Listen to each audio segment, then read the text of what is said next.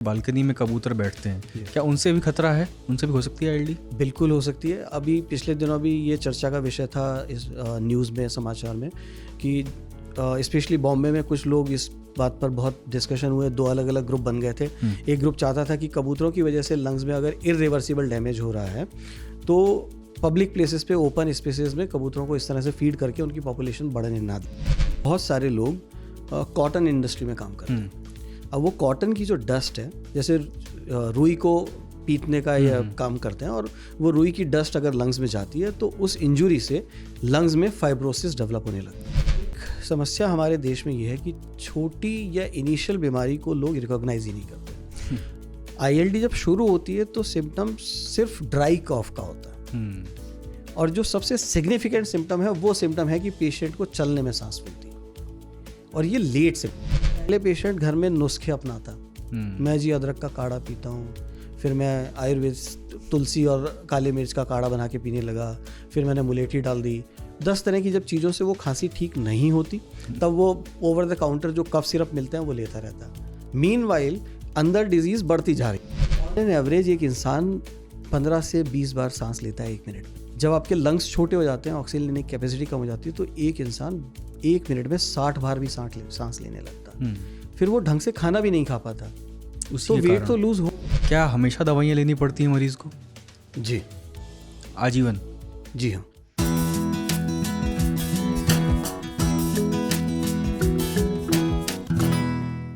नमस्कार, मैं हूं अतुल और आज हम बात करने जा रहे हैं एक ऐसी फेफड़ों की बीमारी की जो दिखती नहीं है, ज़्यादा उसके लक्षण जो हैं आम नहीं है, लेकिन है वो जानलेवा।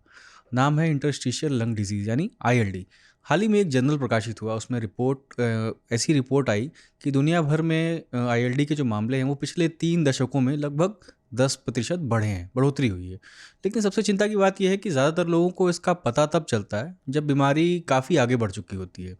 आज हमारे साथ हैं जाने माने पल्मोनोलॉजिस्ट डॉक्टर शरद जोशी। उनसे हम समझेंगे कि इस बीमारी के लक्षण क्या हैं, कैसे हम इसको शुरुआती चरण में पकड़ सकते हैं। ये भी समझेंगे कि कोविड-19 के बाद फेफड़ों में होने वाला जो फाइब्रोसिस है वो आईएलडी से जुड़ा हुआ है या नहीं। Welcome sir. Thank you sir, इसका नाम तो टफ है जी। आईएलडी का। ये एक डिजीज़ है या ग्रुप ऑफ डिजीज़ है? देखिए, आईएलडी जब हम कहते हैं तो ये ब्लैंकेट टर्म है, अम्ब्रेला टर्मिनोलॉजी है। इसके अंदर में 100 तरह की बीमारियां हैं, क्योंकि इसमें प्राइमरी पैथोलॉजी ये है कि लंग्स के अंदर स्टिफनेस बढ़ रही है।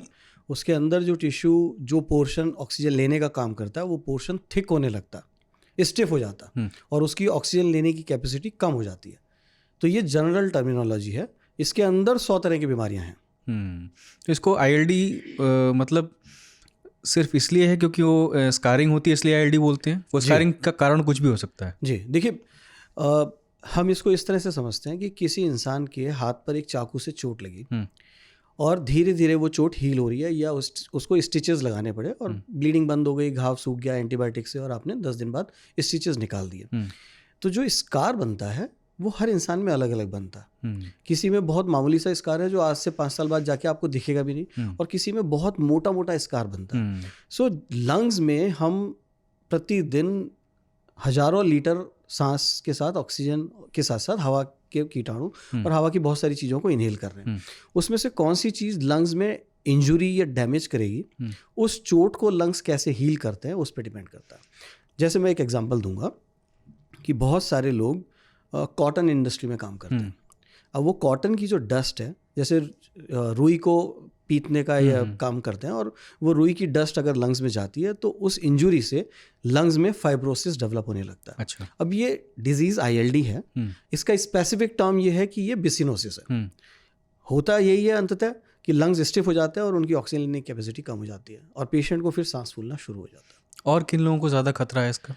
तो ये बेसिक पैथोलॉजी है कि लंग्स में इस तरह से इंजुरी होती है, और वो हीलिंग जब स्कारिंग से होती है तो स्कार जितना बढ़ता जाएगा उतनी ऑक्सीजन कैपेसिटी कम होती जाएगी और उतनी ही सांस फूलती जाएगी। अब हम वैरायटी की बात करें तो मोटे मोटे तौर पे आप ये देखिए कि इनहेलेशनल डस्ट, जो ऑर्गेनिक डस्ट की इनहेलेशन से इंजुरी होती है, जैसे कुछ लोग जो गन्ने की भुस्सी का काम करते हैं, गन्ने का जो बचा हुआ घास है उसका काम करते हैं, तो उससे भी एक डिजीज़ लंग्स में होती है, वो आईएलडी ही है। और वो बिसिनोसिस है, बैगेसोसिस है, ये अलग अलग डिजीज़ेस हैं जो लंग्स को आईएलडी करती हैं। बहुत सारे पेशेंट्स हैं या जो लोग पीजन्स का काम करते हैं, स्पेशली छोटी बर्ड्स को पालने का काम करते हैं और छोटी बर्ड्स की बिजनेस करते हैं। उन बर्ड्स की जो ड्रॉपिंग्स हैं उससे भी एलर्जी होती है, लंग्स में इंजरी होती है और उसकी वजह से लंग्स में जो स्टिफनेस आती है उसे हम मेडिकल टर्मिनोलॉजी में क्रॉनिक हाइपर सेंसिटिव न्यूमोनाइटिस कहते हैं। तो हाइपर सेंसिटिविटी न्यूमोनाइटिस जो है वो एक ILD का प्रकार है। अच्छा, अब ये इनहेल्ड डस्ट डिजीज है, बट ILD कभी कभी 10% पेशेंट्स में इडियोपैथिक या ऐसी ILD हो सकती है जिसका कारण हमें नहीं पता। अभी जैसे आपने कोविड का जिक्र किया, तो बहुत सारे पेशेंट्स में बहुत सीवियर कोविड हुआ, लंग्स में काफ़ी सीवियर डैमेज हुआ और मेडिसिन से, डॉक्टर्स के सारे प्रयासों से वो हीलिंग अच्छी हुई, पर कुछ पेशेंट्स में हीलिंग के दौरान स्कार बड़े बनने लगे और उनमें रेजिडुअल ILD या रेजिडुअल फाइब्रोसिस रह गया और वो स्कार हील नहीं होता, वो स्कार हील नहीं होगा और वो स्कार उम्र बढ़ने के साथ साथ बढ़ भी सकता। तो कुछ पेशेंट्स में जब ILD का कॉज नहीं पता होता, कई वायरसेस है जो आपकी बॉडी के अंदर, लंग्स के अंदर चले जाते हैं और डैमेज करने लगते हैं। तो 10% पेशेंट्स में जब ILD का कोई कॉज नहीं मिलता तो आप उसे इडियोपैथिक या अज्ञान कारण के मानते हैं, बट बहुत सारी ILDs हैं जिनके कारण पता होते हैं। इसी तरह से रोमेटॉइड डिजीजेस जो होती है या ऑटो इम्यून डिसऑर्डर्स, जिसमें आपकी बॉडी की इम्यूनिटी की ही कुछ सेल्स जो हैं वो लंग्स को डैमेज करने लगती हैं, उसकी वजह से भी ILD होता है। तो ILD के तरह तरह के प्रकार मतलब ऑटो इम्यून भी हो सकता है जी। तो ये ऑटो इम्यून डिसऑर्डर भी हो सकता है या वायरल इन्फेक्शंस के बाद इम्यूनोलॉजिकल चेंजेस की वजह से भी हो सकता है। जेनेटिक भी हो सकता है, जेनेटिक भी हो सकता है, ट्रिगर हो रहा है किसी और चीज़ से। जी। और ऐसा देखा गया कि कुछ फैमिलीज़ में ये ILDs रन करता है। एक डिजीज़ होती है सार्कोइडोसिस और वो कभी कभी देखा गया कि मदर को भी थी, फिर बच्चों को थी और उसकी वजह से भी लंग्स में फाइब्रोसिस और स्कारिंग आने लगती है। अच्छा। तो जेनेटिक भी हो सकता है। इस तरह ILD की बहुत वेराइटीज़ हैं। आप कह रहे हैं कि जो ये बर्ड्स का काम करते हैं जी, और इसका मतलब क्या कि जो आपके घर पे कई बार हमारी बालकनी में कबूतर बैठते हैं, क्या उनसे भी खतरा है? उनसे भी हो सकती है ILD? बिल्कुल हो सकती है। अभी पिछले दिनों भी ये चर्चा का विषय था इस न्यूज़ में, समाचार में, कि स्पेशली बॉम्बे में कुछ लोग इस बात पर बहुत डिस्कशन हुए, 2 अलग अलग ग्रुप बन गए थे। एक ग्रुप चाहता था कि कबूतरों की वजह से लंग्स में अगर इरिवर्सिबल डैमेज हो रहा है तो पब्लिक प्लेसेस पे, ओपन स्पेसेस में कबूतरों को इस तरह से फीड करके उनकी पॉपुलेशन बढ़ने ना दी जाए। और एक दूसरा वर्ग था समाज का जो ये चाहते थे कि हम कबूतर, जो भी पीजन्स हैं, जो भी बर्ड्स हैं, उनको फीड करते रहें, क्योंकि ये पुण्य का काम समझा जाता है हमारे, स्पेशली अपनी देश में कुछ समाज ऐसा समझते हैं। तो इस वजह से बहुत कन्फ्लिक्ट भी डेवलप हुआ था और बहुत सारी इसमें ये मामला शायद कोर्ट तक भी चला गया था। समझने की बात ये है कि पीजन ड्रॉपिंग से जो एलर्जेंस डेवलप होते हैं उनसे कुछ पेशेंट्स में, कुछ इंसानों के लंग्स में डैमेज हो सकता है और कुछ इंसानों के लंग्स में फाइब्रोसिस या ILD डेवलप हो सकता है, बट ऐसा सबके साथ नहीं होता। तो आप इंसिडेंस वाइज अगर बात करें तो हज़ारों में से कोई एक पेशेंट है, कोई एक इंसान है जिसके लंग्स इस पर्टिकुलर डस्ट से डैमेज होंगे या फाइब्रोसिस में जाएंगे। अच्छा, एक चीज़ जो सबसे ज़्यादा आप लोग जूझते होंगे वो है स्मोकिंग और पॉल्यूशन आज के ज़माने में। जी, ये क्या इससे भी खतरा है? देखिए, कुछ सब टाइप है, कुछ ऐसी वेराइटीज़ हैं ILD की जो स्मोकिंग से ज़्यादा रिलेटेड है। प्राइमरीली अगर हम देखें तो स्मोकिंग की वजह से लंग्स फैलते हैं। लंग्स में COPD नाम से एक डिजीज़ होती है, क्रॉनिक ऑब्स्ट्रक्टिव पल्मोनरी डिजीज़, और उसमें लंग्स बड़े होने लगते हैं।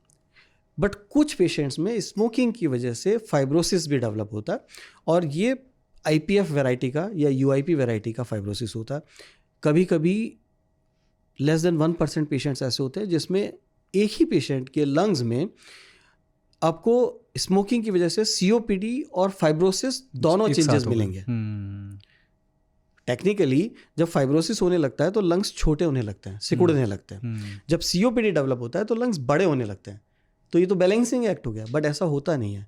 उन पेशेंट्स में वो डिजीज़ कहलाती है CPFE, combined pulmonary fibrosis and emphysema. इसका डायग्नोसिस टफ होगा, लेकिन ILD के डायग्नोसिस पे भी हम चर्चा करेंगे, बट मोस्टली हिस्ट्री से जब आपको पता लगता है कि पेशेंट स्मोकर रहा है, टोबैको यूज़ किया है पेशेंट ने, और CT स्कैन में जब आप चेंजेस देखते हैं तो आपको पेशेंट की उम्र और इस हिस्ट्री से पता लग जाता है कि ये प्योर ILD है, प्योर IPF है या CPFE है, और उस ओवरलैप का उसी हिसाब से फिर ट्रीटमेंट किया जाता है। अच्छा, और हम ये फेफड़े से जुड़ी बीमारी है जी, तो सबसे कॉमन सिम्टम तो होगा ही जो सांस फूलना है, और क्या स्पेसिफिक सिम्टम है इसके?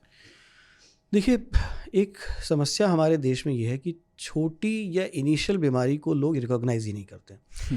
ILD जब शुरू होती है तो सिम्टम सिर्फ ड्राई कॉफ का होता है, और जो सबसे सिग्निफिकेंट सिम्टम है वो सिम्टम है कि पेशेंट को चलने में सांस फूलती है, और ये लेट सिम्टम है, तो पेशेंट लेट प्रेजेंट करते हैं। ड्राई कफ के लिए क्या होता है कि पहले पेशेंट घर में नुस्खे अपनाता, मैं जी अदरक का काढ़ा पीता हूँ, फिर मैं आयुर्वेद तुलसी और काली मिर्च का काढ़ा बना के पीने लगा, फिर मैंने मुलेठी डाल दी। 10 तरह की जब चीज़ों से वो खांसी ठीक नहीं होती, तब वो ओवर द काउंटर जो कफ सिरप मिलते हैं वो लेता रहता है। मीनवाइल अंदर डिजीज़ बढ़ती जा रही है। हाँ, थोड़े सिम्टम मिनिमाइज हो जा रहे हैं इससे। हाँ, सिर्फ सिम्टोमेटिक रिलीफ होता है, बट डिजीज़ प्रोसेस तो कम नहीं होता। सिर्फ सिम्टोमेटिक रिलीफ होता कि हाँ, खांसी आपने दवा दी किसी कफ सिरप से या किसी काढ़े से, थोड़ा बहुत। पेशेंट 3-3, 4-4 महीने कफ सिरप लेता रहता है और तब तक डिजीज़ प्रोसेस अंदर बढ़ता रहता है और फिर नया सिम्टम आता है कि पेशेंट की सांस फूलने लगती है। That is the time patient doctor के पास आता है। अब जब कोई भी एक जनरल फिजिशियन रिमोट में किसी गांव में या किसी देहात में ये इस तरह की सिम्टम सुनता है, तो भाई 2 हफ्ते से ज़्यादा की खांसी है, टीबी होगा। फिर पेशेंट की टीबी की दवा शुरू हो जाती है, फिर 3 महीने तक पेशेंट टीबी की दवा लेता रहता है। तो मिस डायग्नोसिस के चक्कर में डिजीज़ को प्रोग्रेशन का टाइम मिलता रहता है। नहीं, एक्सरे तो करते ही होंगे, एक्सरे में तो दिख जाता होगा। एक्सरे में आईएलडी को आइडेंटिफाई करना बहुत मुश्किल है। देखिए, चाहे एक्सरे हो चाहे सीटी स्कैन, जो इन्फॉर्मेशन मिलती है वो ब्लैक वाइट और ग्रे हो। बहुत सारे लोग उन शेडोज़ को टीबी से कंफ्यूज कर सकते हैं। बहुत सारे लोग जिन्होंने बहुत अच्छे से सीटी स्कैन या एक्सरे पढ़ना नहीं सीखा है, जो देहात में गाँवों में प्रैक्टिस कर रहे हैं, वो लोग मिस कर जाते हैं, क्योंकि शेडोज़ में वो कंफ्यूज कर जाते हैं कि ये मिलियरी ट्यूबरकुलोसिस है या आईएलडी है। आईएलडी को रेडियोलॉजिकली या इमेजेस पे अगर डायग्नोस करना है तो आपको हाई क्वालिटी सीटी स्कैन चाहिए, जिसे हम मेडिकल टर्म में कहते हैं HRCT या हाई रेजोल्यूशन सीटी स्कैन। और सिर्फ प्लेन HRCT की बजाय HRCT के साथ में उसको करने की टेक्निक भी होती है कि पेशेंट को उल्टा लिटा के भी सीटी किया जाता है, उसके बाद फुल इनहेल करके सीटी स्कैन किया जाता है और फुल एक्सहेल करके सीटी किया जाता है, तब जा करके कभी कभी बहुत माइन्यूट आईएलडीज को आप पकड़ पाते हैं। तो इट्स ए स्पेशलिस्ट जॉब, किसी विशेषज्ञ का काम है ये। तो जब आप सिम्टोमेटिक जनरल सिम्टम्स लेके जनरल प्रैक्टिशनर के पास जाते हैं और फिर आप गलत ट्रीटमेंट लेते रहते हैं और बीमारी को बढ़ने का मौका लगता है। मिमिक भी कर रहे हैं ना इसके सिम्टम। प्रॉब्लम ये है कि चेस्ट डिजीज के सिम्टम्स तो ओवरलैप करेंगे। खांसी, बलगम, बुखार, ये हर इन्फेक्शन में आता है, पर सांस फूलना और खांसी होना ये COPD में भी होता है और ये ILD में भी होता है, और दोनों टोटली डिफरेंट डिजीज हैं, दोनों का ट्रीटमेंट डिफरेंट है। तो एक स्पेशलिस्ट से मिलकर के उसका स्पेसिफिक ट्रीटमेंट शुरू करेंगे तो बीमारी को जल्दी पकड़ पाएंगे। दुर्भाग्यपूर्ण बात यह है कि चाहे COPD हो चाहे ILD हो, ये दोनों डिजीजेस प्रोग्रेसिव बाय नेचर हैं और इनमें जितना जल्दी आप डायग्नोसिस एस्टैब्लिश करेंगे उतना अच्छा है। दोनों ही डिजीजेस क्रिपलिंग डिजीजेज हैं, तो अपनी एंड स्टेज में ये आपको इस कदर नाकारा कर देंगे कि आप बाथरूम तक जाने के लिए भी ऑक्सीजन मांगने लगेंगे। तो बेहतर है कि आप डिजीज़ को स्पेशलिस्ट या विशेषज्ञ को दिखा करके अर्ली कैच करें। जितना जल्दी आप अपने दुश्मन या अपनी बीमारी को पकड़ लेते हैं उतना आसान उसे एड्रेस करना हो जाता है। और सर, क्या इसमें वज़न भी कम होता है इस बीमारी में? ऑन एन एवरेज एक इंसान 15 से 20 बार सांस लेता है 1 मिनट में। जब आपके लंग्स छोटे हो जाते हैं, ऑक्सीजन लेने की कैपेसिटी कम हो जाती है, तो एक इंसान 1 मिनट में 60 बार भी सांस लेने लगता है। फिर वो ढंग से खाना भी नहीं खा पाता, तो वेट तो लूज होगा। अच्छा, डिजीज से लिंक नहीं है? हाँ। डिजीज से लिंक इस तरह से है कि आपका कैलोरी कंजम्पशन बढ़ गया है, आपकी मसल्स एक्स्ट्रा काम कर रही है, आपकी रेस्पिरेटरी मसल्स एक्स्ट्रा काम कर रही हैं और आप कैलोरी उतना ले नहीं पा रहे क्योंकि आपकी सांस फूल जाती है। और ये सब एडवांस स्टेजेस में होता है, तो इसमें वेट लॉस होता है। सर, आप डायग्नोसिस की बात कर रहे थे, क्या इसमें बायोप्सी भी करते हैं आप लोग लंग्स की? जी। तो ILD के लिए सबसे पहले सिम्टम्स देखने होंगे कि पेशेंट की हिस्ट्री लॉन्ग स्टैंडिंग होती है, 1 वीक 2 वीक की नहीं होती, ज़्यादातर 2 महीना 4 महीना 6 महीना या कई सालों की हिस्ट्री के साथ पेशेंट आते हैं। हिस्ट्री जब क्वालिफाई करती है तब आप स्क्रीनिंग करते हैं कि एक्सरे में क्या चेंजेस हैं, और फिर हम जो मैंने मेंशन किया HRCT चेस्ट किया जाता है पेशेंट का। और HRCT सबसे वाइटल डायग्नोस्टिक टेस्ट है ILD डायग्नोस करने के लिए और ILD का सब टाइप डिसाइड करने के लिए।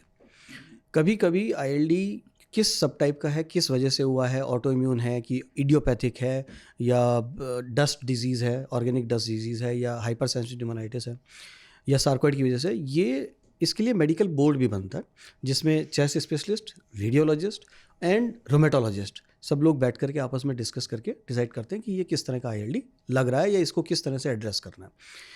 और जिन पेशेंट्स में रेडियोलॉजिकली और सिम्टम्स के हिसाब से आप सब क्लासीफाई नहीं कर पाते, तो वो कुछ आज की तारीख में 8-10% पेशेंट्स ही हैं जिनमें लंग्स में से बायोप्सी लेनी पड़ती है और बायोप्सी लेकर के डिसाइड करना पड़ता है।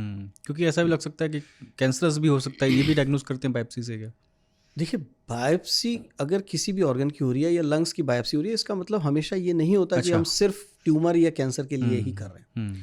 अभी कल एक पेशेंट हमारे पास 10 दिन से एडमिट है, फीवर चल रहा है, निमोनिया वाली पिक्चर है, सीटी स्कैन में निमोनिया डिफाइंड है, सिम्टम्स भी कफ, फीवर, ब्रेथलेसनेस वाले हैं, बट किसी भी एंटीबायोटिक पे वो रिस्पॉन्ड नहीं कर रही, तो हमने बायोप्सी की है। बायोप्सी करने का मतलब ये नहीं होता कि हम सिर्फ ट्यूमर देखने के लिए ही कर रहे हैं। ट्रीटमेंट फाइन कैसे हो सकता है? और बहुत सारी डिजीजेज हैं जो बायोप्सी पे कंफर्म होती है, बायोप्सी पे ही डायग्नोज होती है। तो ऐसा 10% पेशेंट्स ऑफ ILD में होता है कि आपको लंग्स में से बायोप्सी लेनी पड़ती है। सर, आप कह रहे हैं कि जैसे जो रुई धुलने का काम करते हैं या सीमेंट फैक्ट्री में या डस्ट या पॉल्यूशन से अगर ये डिजीज़ होती है, तो ये बॉडी का हमारे पास डिफेंस मैकेनिज्म भी तो है, लंग्स में कैसे पहुंच जाते हैं? हमें ज़रा सा कुछ अगर एलर्जन गया, तुरंत हम कुछ छींक आनी शुरू हो जाती है, बॉडी उसको बाहर करती है। बहुत अच्छी बात की आपने कि जो छींक आती है वो भी तो एक डिफेंस है। सो नाक से एल्वियोलाई तक, लंग्स के एंड तक टोटल 10+ डिफेंसेस हैं जो मदर नेचर ने प्रोवाइड किए हैं। पर जब आप पॉल्यूशन में PM 2.5 की बात करते हैं तो ये पार्टिकल जो है वो नैनो पार्टिकल्स हैं। ये पार्टिकल्स माइक्रो मिलीमीटर साइज़ के हैं, तो आप उन्हें इनहेल और एक्सहेल कर सकते हैं, और वो पार्टिकल्स लंग्स में एल्वियोलाई और एकदम रिमोट एरिया तक पहुंच जाते हैं, और हमारी बॉडी बहुत सारी चीज़ें हैं जो बॉडी उनको निकाल देती है। हम कफ करके निकाल देते हैं। म्यूकोसिलरी, जैसे आप मॉल्स में देखते हैं एस्केलेटर्स होती हैं, वैसा ही एक लिक्विड एस्केलेटर सिस्टम होता है जो सीलिया, जो बाल और बलगम जो है वो हम ऊपर की तरफ अपने आप मूव होता रहता है। ऐसे बहुत सारे डिफेंस सिस्टम्स हैं, और हमारी लास्ट में हमारी बॉडी की वाइट सेल्स या डिफेंस सेल्स आती है जो उन पार्टिकल्स को एंगल्फ करके, डिस्ट्रॉय करके निकाल भी देती है। बट जब ये एक्सपोजर आपकी डिफेंस को ओवरवेल्म कर जाता है, जब दुश्मन सेना बहुत ज़्यादा है, तो आपका डिफेंस उसको हैंडल नहीं कर पाता, और बहुत सारे पार्टिकल्स डेली एक्सपोजर के साथ में होता है, तब वो पार्टिकल्स अंदर इंजुरी या चोट पहुंचाने का काम करते हैं, उससे स्कारिंग डेवलप होने लगती है। अच्छा, अब उस सवाल पर आते हैं जिस पे लोगों को गूगल सबसे ज़्यादा लोग इसी सवाल को करते हैं कि क्या ठीक हो सकता है ILD? देखिए, ILD मैंने कहा अम्ब्रेला टर्म है, उसको सब क्लासीफाई करना इम्पोर्टेंट है। एक पेशेंट है 50 साल की उम्र में, गठिया की बीमारी है, गठिया के लिए इलाज चल रहा है, जोड़ों की तकलीफ है, आगे जाके उसी गठिया वाली बीमारी की वजह से, रूमेटॉइड डिजीज़ की वजह से उनके लंग्स में श्रिंकेज आने लगती है, वो ILD है, रूमेटॉइड रिलेटेड। ये एक स्लो ILD है। 20 साल तक पेशेंट को बहुत मिनिमल सिम्टम्स होंगे। दूसरे स्पेक्ट्रम के दूसरे पार्ट में IPF है, जो 60 ईयर्स 70 ईयर्स की एज में आपने डायग्नोस किया है, स्मोकर पेशेंट में डायग्नोस किया है। जिस दिन डायग्नोस किया उससे 5वां साल पेशेंट को देखने को मिलेगा कि नहीं, ये कहना मुश्किल है। वो IPF है, वो डिफरेंट स्पेक्ट्रम है। तो ILD को सब क्लासीफाई करना बहुत ज़रूरी है। कोई एक थ्योरी नहीं है कि एक बार हो गया तो आपको क्लासीफाई करना, और इसी तरह से ILD को क्लासीफाई करना है ताकि उसका आप ट्रीटमेंट और प्रोग्नोसिस डिसाइड कर सकें। ये ब्लैंकेट रेजिम नहीं है कि सारा ILD डायग्नोस किया और स्टेरॉइड पे पेशेंट को रख दिया, क्योंकि अंततः क्या होता है, पहले जो पुराना टाइम था, जब 10 ईयर्स बैक, जब कोई ट्रीटमेंट बहुत अच्छे से नहीं करते थे लोग, ILD में सिर्फ स्टेरॉइड दे देते थे और पेशेंट स्टेरॉइड के साइड इफेक्ट से ख़त्म हो जाता था, ILD का कुछ भी प्रोग्रेशन चलता रहता था। तो हमें ILD को क्लासीफाई करना है, स्टेज करना है, और अकॉर्डिंगली उसका ट्रीटमेंट डिसाइड करना है। चलिए, मान लीजिए आपने इसको क्लासीफाई किया जी, और आपने डायग्नोज कर लिया कि स्टेज पर है ये जी, और उसके बाद ट्रीटमेंट शुरू करते हैं। क्या हमेशा दवाइयाँ लेनी पड़ती हैं मरीज़ को? जी, आजीवन? जी हाँ। सो 5 to 7% ILD है जो रिस्पॉन्ड करेगी और रिवर्ट हो जाएगी या कम हो जाएगी। 90-95% पेशेंट्स ऐसे हैं जिनमें ILD स्टेबलाइज हो सकती है या प्रोग्रेस कर सकती है। अगर आपने अर्ली डिटेक्ट कर लिया है, कॉज फाइंड आउट कर लिया है, और प्रॉपर ट्रीटमेंट चल रहा है जिसको प्रॉपरली मॉनिटर किया जा रहा है, तो ILD वहीं रुक सकती है या प्रोग्रेशन स्लो हो सकता है। Otherwise it's by nature it's a progressive disease. और वो सामान्य जीवन जी सकते हैं, जैसे ऑफिस जाना, टहलना? ये सब कुछ डिपेंड करता है आपने कितनी जल्दी डायग्नोस किया और कितना इफेक्टिव ट्रीटमेंट दिया। जो हम पीजन्स वाली बात कर रहे थे, जो पीजन एक्सपोजर से डिजीज़ हो रही है, बर्ड फेंशियल डिजीज़ जिसको बोलते हैं, या हाइपर सेंसिटिव न्यूमोनाइटिस HP बोलते हैं, अगर आपने फर्स्ट स्टेज में, अक्यूट स्टेज में डायग्नोस कर लिया तो ये रिवर्ट हो सकती है। महीना, 2 महीना, 3 महीना में ये बिल्कुल रिवर्ट हो सकती है। आपको एक्सपोजर को हटा लेना है। एक और चीज़ जो दिमाग में आ रही है, कुछ मेडिसिन हैं, कुछ दवाइयाँ हैं, पेशेंट ताने आने के लिए या सीजर्स के लिए एक मेडिसिन ले रहा था, उसकी वजह से भी आईएलडी डेवलप हो सकता है। कैसे सर? वो मेडिसिन की इंजरी लंग्स में हो रही है। ये रिएक्शन है, बॉडी की एबनॉर्मल अच्छा, रिएक्शन है। अच्छा। आप उस इंजरी को हटा लीजिए, आप उस ड्रग को विड्रॉ कर लीजिए, कुछ दिन के लिए आपको स्टेरॉइड देने हैं या कुछ मेडिसिन देनी है और आईएलडी खत्म हो जाएगा। कौन सी ड्रग बताई आपने? जो सीजर्स के लिए मेडिसिन दी अच्छा, जाती है। अच्छा। ऐसे बहुत सारी दवाएं हैं। एक दवा है एमियोडेरॉन, हम्म, ये हार्ट की रिदम को नॉर्मलाइज करने के लिए दी जाती है। हम्म, कुछ पेशेंट्स में, हजारों में से एक पेशेंट में ये दवा आईएलडी कर सकती है। हम्म, इसी तरह से कुछ ओरल एंटी कैंसर ड्रग्स हैं जो आईएलडी डेवलप कर सकती हैं। तो बहुत सारी मेडिसिन हैं जो आईएलडी करती हैं। अब जैसे ही आइडेंटिफाई कर लेते हैं कि इस पर्टिकुलर इंजुरी से फाइब्रोसिस हो रहा है, आप उस इंजुरी को विड्रॉ करिए और फिर फाइब्रोसिस को रिवर्ट करने की मेडिसिन दीजिए। अगर आपने अर्ली स्टेज में डिटेक्ट कर लिया है, अर्ली स्टेज में आपने ट्रीटमेंट शुरू किया है, तो आईएलडी रिवर्ट हो सकती है। अच्छा, इसमें जो शरीर का ऑक्सीजन ड्रॉप होता है, वो उसका पैटर्न क्या होता है? जैसे कोविड में हम सभी अपना जो है ऑक्सीजन लेवल चेक करते थे कितना है, क्या अचानक गिरता है या धीरे धीरे ड्रॉप होता है इसमें ऑक्सीजन? सो आईएलडी स्लो डिजीज़ है, स्लोली प्रोग्रेस करती है और स्लोली इस तरह के चेंजेस आने लगते हैं। जो सबसे इम्पॉर्टेंट इफेक्ट होता है आईएलडी का, चलने पर सांस फूलती है। क्योंकि जब आप रेस्ट पर हैं तो आपके लंग्स बॉडी की ऑक्सीजन रिक्वायरमेंट को फुलफिल कर पा रहे हैं। जैसे ही आपकी बॉडी मोशन में आती है, एक्टिविटी बढ़ती है, आप सीढ़ियाँ चढ़ते हैं या आप नहा के आते हैं, उस समय जब बॉडी की मसल्स की ऑक्सीजन डिमांड बढ़ती है, उस बढ़ी हुई डिमांड को आपके लंग्स सप्लाई नहीं कर पाते, तब आप महसूस करते हैं कि सांस फूल रही है। उस समय आप अगर चेक करें कि एक्टिविटी के बाद ऑक्सीजन गिरना शुरू हो गया, this is the earliest sign कि ये आईएलडी है। लेकिन सर अभी जैसे पॉल्यूशन भी है, डस्ट भी है और आसपास का माहौल, लोग स्मोकिंग कर रहे हैं, अभी कैसे पेशेंट आ रहे हैं? कितना ये अभी कितनी कॉमन है ये डिजीज़? मतलब परसेंटेज क्या है लंग्स डिजीज़ में जितने भी पेशेंट आते हैं? जैसे एक समय टीबी बहुत कॉमन, अब टीबी उतना वो नहीं रह गया है जी, एपिडेमिक था एक समय टीबी का। अभी आईएलडी को, जैसे मैंने आपको एक सर्वे कोट किया कि ये 10% जो है पिछले 20-30 सालों में ये बढ़ोतरी हुई है इसके प्रोग्रेशन में। देखिए इसमें अतुल समझने वाली बात यह है कि राइट डायग्नोसिस कितने परसेंट पेशेंट्स में हो पा रहा है। अपनी कंट्री में राइट डायग्नोसिस और राइट डाटा, ये दो चीज़ मैनेज करना बहुत मुश्किल है। बहुत सारे पेशेंट्स हैं जिनको आईएलडी है, अंडरलाइंग आईएलडी है, और उनको हार्ट फेलियर की तरह ट्रीट किया जा रहा है कि पेशेंट हार्ट फेलियर का पेशेंट है, उसी तरह से ट्रीट किया जा रहा है। या आईएलडी का पेशेंट है और उसे ट्रीटमेंट अस्थमा का मिल रहा है। मेरे पास कई पेशेंट्स पेरिफेरी से आते हैं कि सर ये 2 इनहेलर सुबह शाम लेता हूँ, ये 2 इनहेलर 10 बार लेना पड़ते हैं दिन में, इससे थोड़ा बहुत फ़र्क पड़ता है, आराम नहीं आ रहा। आप सीटी स्कैन करके देखिए, वहाँ एडवांस आईएलडी मिलेगी। तो मिस डायग्नोसिस की वजह से प्रॉपर आप डाटा अपना नहीं बता सकते। बट मैं चूंकि एक टर्शरी केयर सेंटर में काम कर रहा हूँ, हम लोग बहुत कॉम्प्लिकेटेड केसेस में डेफिनेटली सीटी स्कैन करते हैं और आईएलडी डायग्नोस करते हैं। तो एटलीस्ट 10% पेशेंट्स हैं जो आईएलडी हैं, ट्रू आईएलडी है। और अब ये है कि आईएलडी हमारे पास एडवांस स्टेज में आता है। और जैसे ये पहले गांव में चूल्हे पे खाना बनता था जी, और बहुत धुआं होता था, आज उसको कह सकते हैं कि अगरबत्ती वगैरह घर में, धुआं घर में भी हो रहा है, क्या उससे भी खतरा है?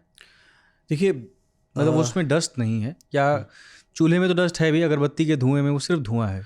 आप जिस फ्यूम और स्मोक की बात कर रहे हैं उससे ज़्यादातर सीओपीडी डिजीज़ होती है। अच्छा, आईएलडी नहीं होता है। सो वैसे अगर देखा जाए तो लंग्स में 2 अलग अलग तरह की डिजीज़ डेवलप हो रही है। एक इनऑर्गेनिक डस्ट से हो रही है, जैसे जो लोग माइनिंग करते हैं, कोल वर्कर्स हैं, कोयला खदान में काम करते हैं, या जो वर्कर्स मार्बल एक्सकेवेट करने का काम करते हैं, जो माइंस में डिजीज़ होती है वो माइनर्स डिजीज़ है, वो न्यूमोकोनियोसिस है, वो इनऑर्गेनिक डस्ट से हो रही है। दूसरी डस्ट जो हम बात कर रहे हैं वो ऑर्गेनिक डस्ट है, जो गन्ने की भुस्सी से, रुई या कपास से या बर्ड्स की ड्रॉपिंग से हो रही है, वो ऑर्गेनिक डस्ट डिजीज़ है। ऑर्गेनिक डस्ट अलग तरह से आईएलडी करती है, वो रिएक्शन है। इनऑर्गेनिक डस्ट उतनी रिएक्शन नहीं करती पर लंग्स की कैपेसिटी को कम करती है। और जो आप स्मोक की बात कर रहे हैं, पोल्यूशन की बात कर रहे हैं, वो ज़्यादातर सीओपीडी को लीड करती है। हाँ, मैंने गांव में पहलवानों को देखा है कि जो अखाड़े में पहलवानी करते थे और वो उस मिट्टी के अखाड़े में लड़ते थे, बाद में सबको अस्थमा हो गया। जी, तो वो अस्थमा एक्चुअली एलर्जी वाला अस्थमा नहीं है, वो स्मोकिंग और पोल्यूशन की वजह से डस्ट से सीओपीडी है वो। अच्छा। और सर आप बता रहे हैं कि ट्रीटमेंट में स्टेरॉइड का इस्तेमाल होता है। जी। स्टेरॉइड को लेकर के एक कोविड के बाद बहुत चर्चा शुरू हुई कि ये बहुत खतरनाक दवाई है। इसके बारे में अगर कुछ समझाना चाहें आप कि स्टेरॉइड है क्या, लोगों के मन में इतना इसका डर कैसे बैठ गया? देखिए, स्टेरॉइड से डरने की ज़रूरत नहीं है। स्टेरॉइड पर्टिकुलर सिचुएशन में, पर्टिकुलर डिजीज़ में लाइफ सेविंग है। डिपेंड करता है कि राइट डायग्नोसिस क्या है, राइट पेशेंट सिलेक्शन चाहिए और राइट डोज सिलेक्शन चाहिए। कोविड पूरे वर्ल्ड में हुआ था, पर कोविड के बाद ब्लैक फंगस की वेव सिर्फ इंडिया जैसी कंट्रीज में ही थी। आपने कभी सुना कि यूके में ब्लैक फंगस की वेव्स आई थी? क्योंकि हमारे देश में जब लोगों को पता लगा स्टेरॉइड यूज़ करना है, तो बहुत सारे लोग थे जो गांव देहात में बहुत एबनॉर्मल डोजेज में और बहुत हाई डोजेज में स्टेरॉइड्स को बहुत लंबे टाइम तक यूज़ करते रहे, जिसकी वजह से ब्लैक फंगस डेवलप हुई। सो स्टेरॉइड्स लाइफ सेविंग ड्रग्स हैं, but right diagnosis, right disease, right patient में, राइट डोज में देना। अगर आपने एक्सीड कर दिया, ड्रग अब्यूज कर दिया, तो वो नुकसान करेगी। स्टेरॉइड के साइड इफेक्ट सिर से पैर तक बॉडी के ऑलमोस्ट सारे ऑर्गन्स पर है। बाल उड़ने लगते हैं, आंखें कमजोर हो जाती हैं, मोतिया डेवलप हो जाता है, स्किन पतली होने लगती है, तरह तरह फंगल इन्फेक्शंस होने लगते हैं, शुगर बढ़ जाता है, ब्लड प्रेशर बढ़ जाता है, वेट बढ़ने लगता है और ताकत शरीर की कम हो जाती है, मांसपेशियों की ताकत कम हो जाती है। तो 50 तरह के साइड इफेक्ट्स हैं। बट अगर आप राइट डोज में, राइट ड्यूरेशन में यूज़ कर रहे हैं, तो स्टेरॉइड्स लाइफ सेविंग ड्रग्स हैं।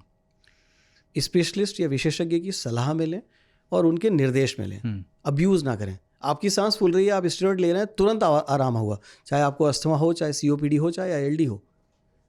बट अगर आप एबनॉर्मल डोजेज में ले रहे हैं तो अंदर TB डेवलप हो सकता है, आपकी बीमारी बिगड़ सकती है। क्या सर ये ऐसे कुछ लोग हैं, आजकल फुल बॉडी चेकअप का एक चलन है जी, और उसमें यूरिन से लेकर के सारी जांच कराते हैं जी।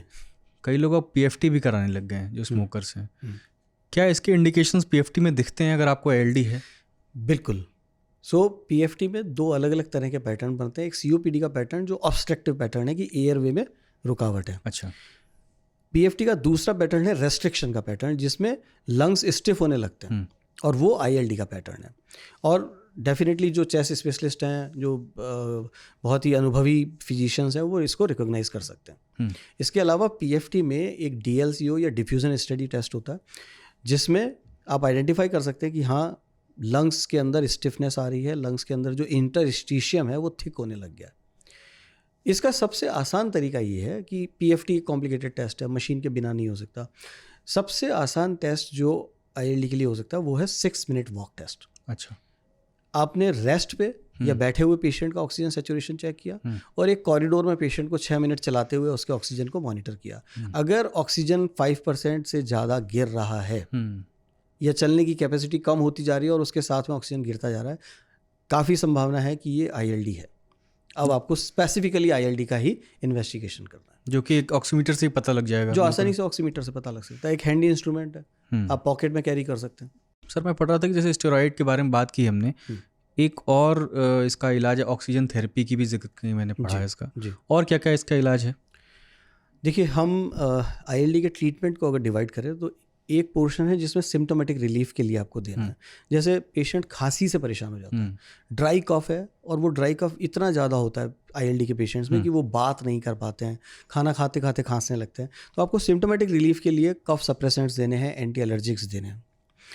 डिजीज़ प्रोसेस को कम करने के लिए स्टेरॉइड की हमने बात करी है, बट सिर्फ स्टेरॉइड्स पे ही ट्रीटमेंट नहीं हो सकता, और धीरे धीरे जब आपको अच्छा रिस्पांस मिलता है तो स्टेरॉइड्स को आप धीरे धीरे कम करना शुरू करते हैं, और दूसरी ड्रग्स जो इम्यूनिटी को मॉडिफाई करती हैं और आपकी बॉडी की रिएक्शंस को, स्टेरॉइड जितने साइड इफेक्ट नहीं देती बट डिजीज़ प्रोसेस को कंट्रोल करती हैं, जिनको आप इम्यूनोमॉड्यूलेटर्स या एंटी इन्फ्लेमेटरी ड्रग्स बोलते हैं, उनको आप स्टार्ट करते हैं। तीसरा ग्रुप जो ड्रग का इसमें यूज़ होता है ताकि फाइब्रोसिस को कम किया जा सके या कंट्रोल किया जा सके, वो एंटी फाइब्रोटिक ड्रग्स हैं, जो पहले लिवर में, सिरोसिस ऑफ लिवर में यूज़ होती थी। उनमें से ही कुछ सॉल्ट हैं जो लंग्स की फाइब्रोसिस को कंट्रोल करने का या कम करने में हेल्प करते हैं। तो ये डिजीज़ प्रोसेस को कम करने की मेडिसिन है, सिम्टोमेटिक रिलीफ की प्रोसेस है। और जहाँ तक ऑक्सीजन का सवाल है, तो जब पेशेंट के 6 मिनट वॉक टेस्ट में आपने देखा कि उसका ऑक्सीजन फॉल कर रहा है 10%, 15%, या पेशेंट की ऑक्सीजन कम रहती है, सैचुरेशन लेवल 88 से नीचे है, तो आपको पेशेंट को लॉन्ग टर्म्स के लिए ऑक्सीजन घर पे रिकमेंड करना पड़ता। लोग योगा करना शुरू कर देते हैं सिम्टम्स इग्नोर करके। योगा और प्राणायाम का इसमें बहुत इंपॉर्टेंट रोल है। ये सिम्टोमेटिक रिलीफ को भी हेल्प करता है, साथ ही साथ ये लंग्स की कैपेसिटी को मेंटेन करने के लिए हेल्प करता है। जैसा कि मैंने कहा ILD प्रोग्रेसिव होती है, 90% प्रोग्रेसिव डिजीज़ है वो, सिर्फ 5-7% पेशेंट्स में ही वो कम हो पाती है या कंट्रोल हो पाती है। तो प्राणायाम और योगा से आप लंग फंक्शंस को प्रिजर्व कर पाते हैं। लेकिन सर उसमें बहुत सारी ऐसे प्रैक्टिस है ना जिसमें बहुत फास्ट ब्रीदिंग कर रहे हैं, फ्रीक्वेंट ब्रीदिंग करनी होती है। हर योगा, हर एक्सरसाइज और हर प्राणायाम सबके लिए नहीं होता, और यही वजह है कि आप ब्लैंकेट रिजीम नहीं देते। आपने ILD डायग्नोज किया और सबको फुल डोज स्टेरॉइड्स पे रख लिया, आपको साइड इफेक्ट झेलने पड़ेंगे। अब को एडवांस्ड ILD है, आप 10 कदम चलने पे आपका ऑक्सीजन 10% गिर जाता है, आप कपालभाति करने लगेंगे, बेहोश होने लगेंगे। तो आपको सब कुछ निर्देश के अनुसार करना है, एक्सट्रीम नहीं करना है, विशेषज्ञ की सलाह के अनुसार चलना है। तो मतलब कुल मिला के ये बातचीत करके मुझे ये समझ में आया कि आप जागरूक रहें और लक्षणों को इग्नोर ना करें। उनको जितना जल्दी पकड़ेंगे, जितना जल्दी आप डिजीज स्पेसिफिकली डायग्नोज करेंगे, उतना अच्छा आप एड्रेस कर पाएंगे। डायग्नोज ही इसका सबसे मुख्य पहलू है एक। ये सिर्फ ILD में नहीं है, किसी भी बीमारी में, किसी भी बीमारी में, चाहे वो इन्फेक्शियस हो, चाहे वो TB जैसी डिजीज हो, चाहे वो अस्थमा हो, COPD हो, early diagnosis means life save. आप लेट स्टेज में डायग्नोस करेंगे, जैसे हम कैंसर में भी अपने बात की थी कि जब आप लेट स्टेज में कैंसर डायग्नोस करते हैं तो आप बस सिम्टम रिलीफ ही कर पाते हैं, पेशेंट को क्योर नहीं कर पाते।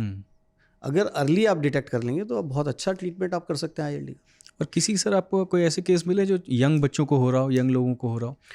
देखिए, मैं स्पेसिफिकली एडल्ट रेस्पिरेटरी फिजिशियन हूँ, तो मैं 15 से ऊपर के ही पेशेंट्स देखता हूँ, बट ILD पीडियाट्रिक पॉपुलेशन में होती है। अच्छा, पीडियाट्रिशियंस देखते हैं, हमारे यहाँ भी प्रैक्टिशनर्स हैं जो देखते हैं।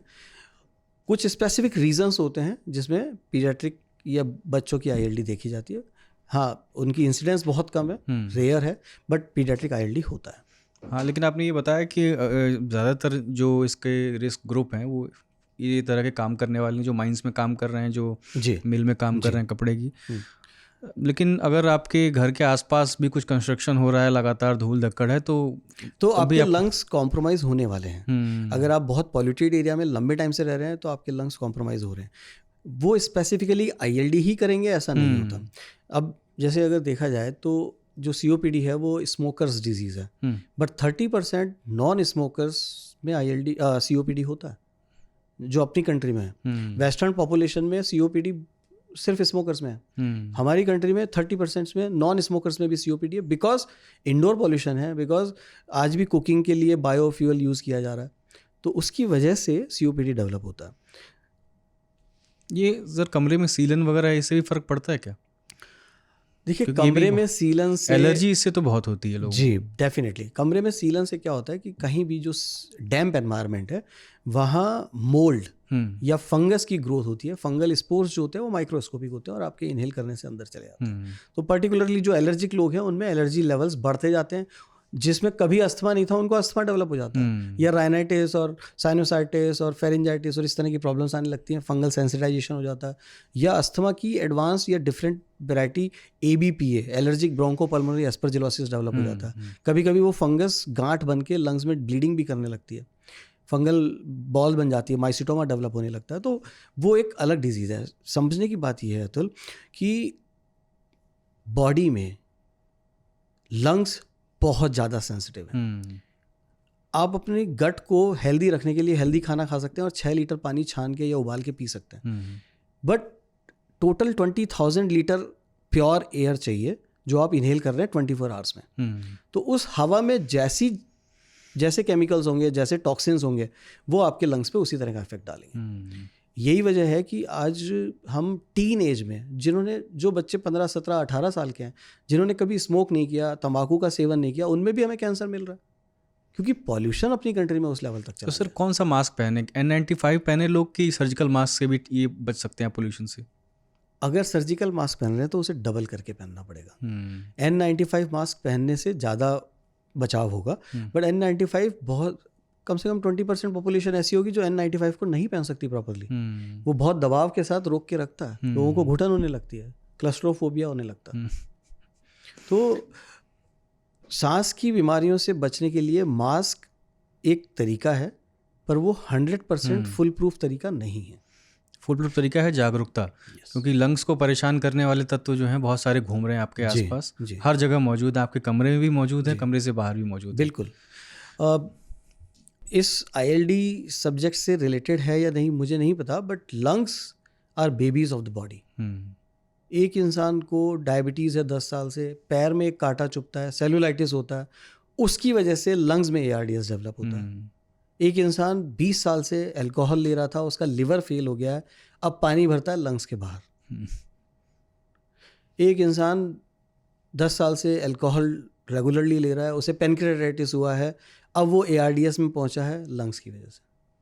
सो लंग्स किसी भी चीज़ में अफेक्ट हो जाते हैं। CKD है, डायलिसिस हो रहा है, लंग्स में पानी आ जाएगा। एक इंसान को स्ट्रोक हुआ, स्ट्रोक की वजह से उसके बोलने की क्षमता कम हो गई है, खाना निगलने की क्षमता कम हो गई है, वो खाना जल्दी में खा रहा है, एस्पिरेट करेगा, निमोनिया लंग्स में। बीमारी शुरू ब्रेन से हुई थी।